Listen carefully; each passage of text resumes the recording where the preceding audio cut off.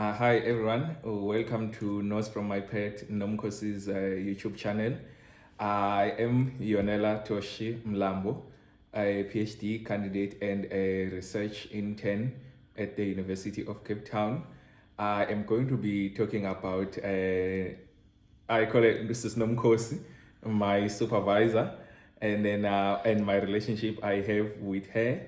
I knew Mrs. Nomkosi in 2020, starting to supervise me for my honors project. How I chose her to be my supervisor. I went through the department website and then viewing and reading about the staff profiles, and then I encountered her profile. I found it to be interesting. I view it, looked her research interest.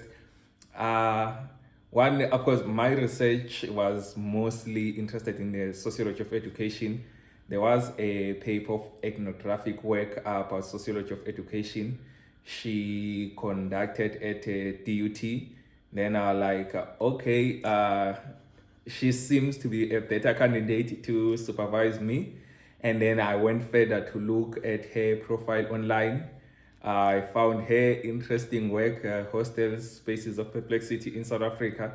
They're like, okay, this is a good scholar. I can approach her to supervise me. And then I didn't write her an email.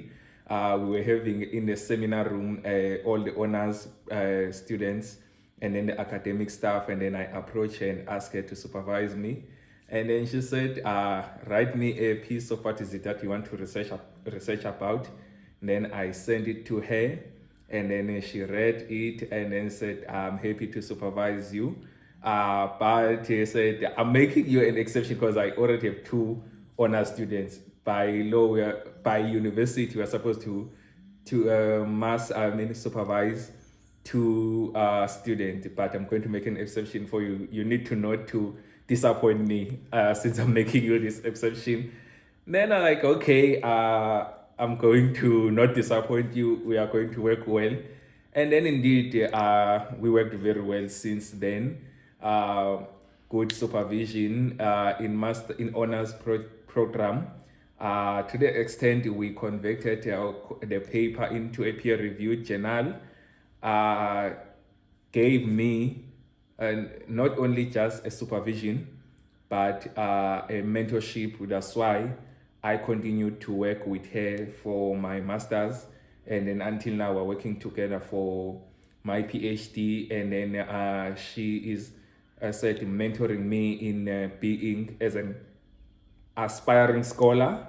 We are conducting many research with her.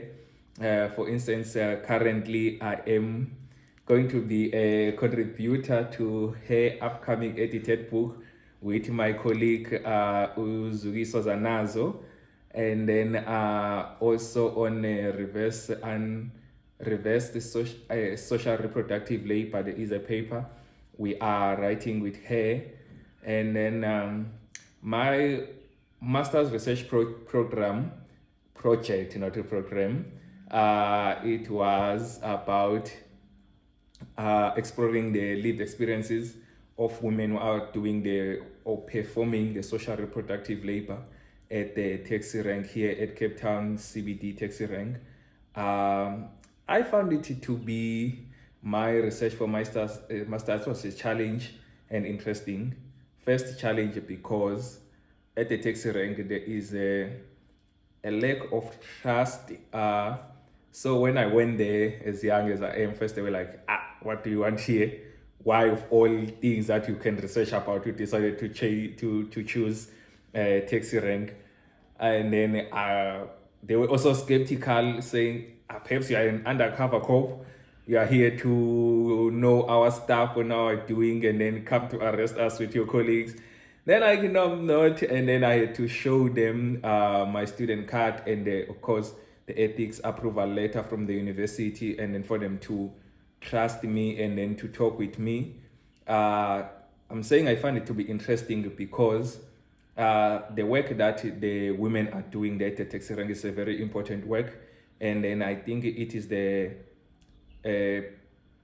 fundamental of our economy, because they are not only cooking for the taxi drivers only, but they are also cooking for the surrounding industries or market at the taxi rank, so to give them the labor power that they are able to do their work.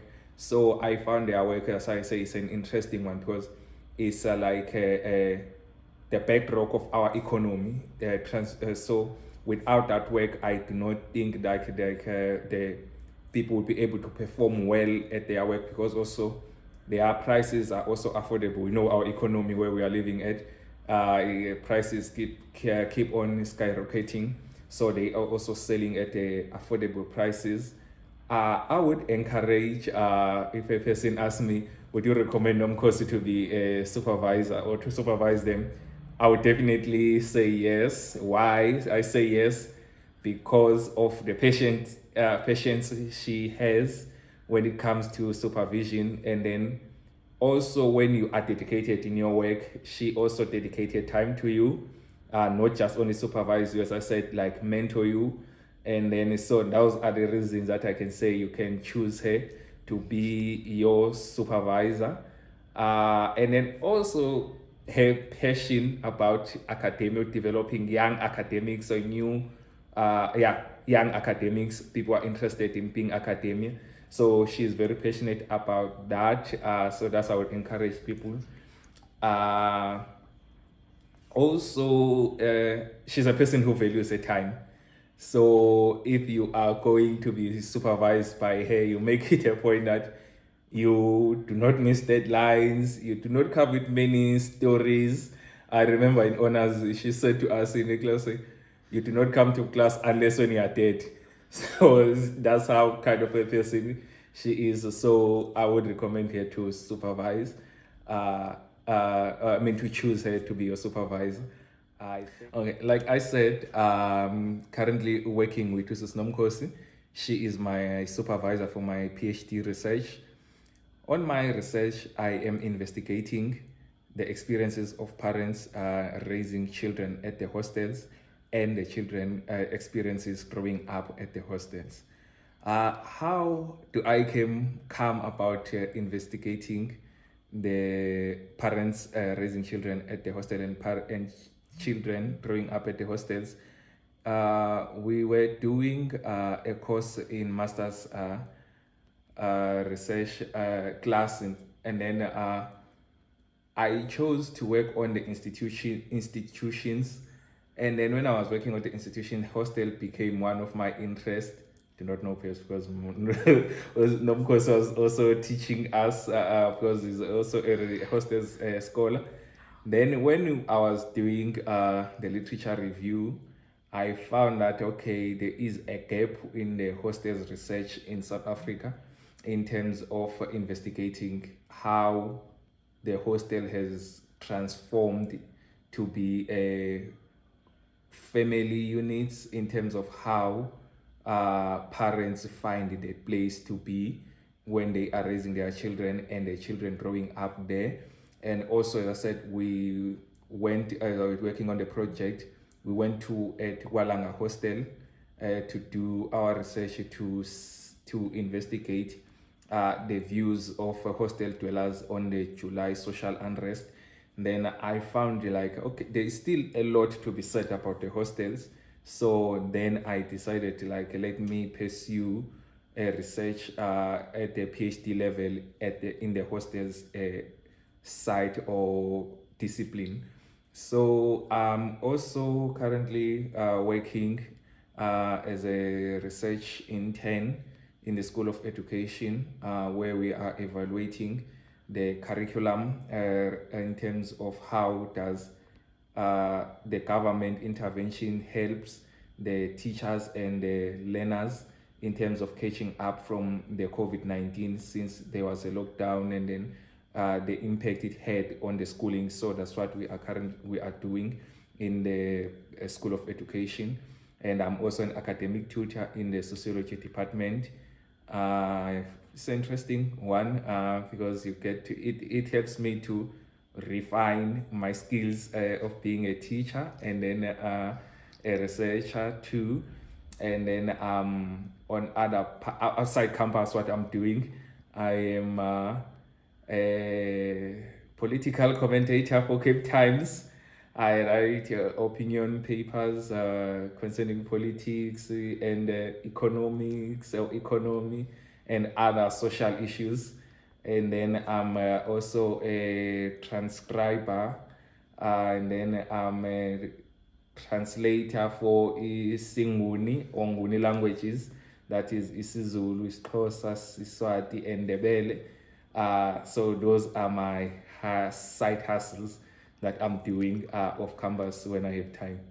Thank you.